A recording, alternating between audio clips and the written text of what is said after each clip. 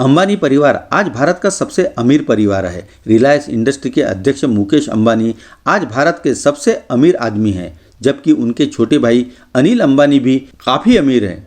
अंबानी परिवार का बिजनेस सिर्फ भारत में ही नहीं बल्कि दुनिया के कई देशों तक फैला हुआ है। हालांकि आज ये परिवार भले ही कितना भी अमीर हो, लेकिन एक समय था जब रिलायंस इंडस्ट्री के संस्थापक धीरूभाई अंबानी यमन में चांदी के सिक्के गलाकर बेचते थे।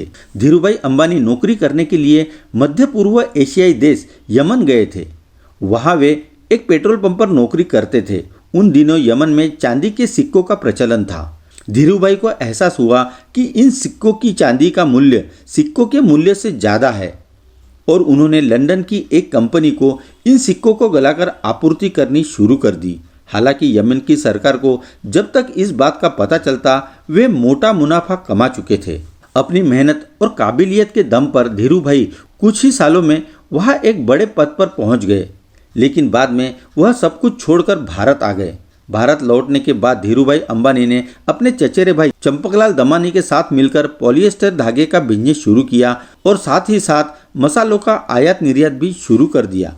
हालांकि बाद में वे दोनों अलग हो गए, जिसके बाद धीरूभाई ने ईयर 1966 में गुजरात के अहमदाबाद में एक कपड़ा मिल की शुरुआत की, जिसका नाम रिलायंस टेक्सटाइल्स रखा गया। ये उनकी ज़िंदगी का सबसे निर्णायक मोड़ था। इसके बाद उन्होंने कभी पीछे मुड़कर नहीं देखा और आगे बढ़ते चले गए। उनके ब्रांड का नाम विमल था। इसकी ब्रांडिंग इस तरह की गई कि जल्दी ही यह घर घर में पहचाना जाने लगा और विमल का कपड़ा बड़ा भारतीय नाम बन गया। विमल दरअसल उनके बड़े भाई रमनीक लाल के बेटे का नाम था। कहते हैं कि धीरूभाई अंबानी जब दुनिया को अलविदा कह गए, तब उनकी संपत्ति 62,000 करोड़ रुपए से भी अधिक थी।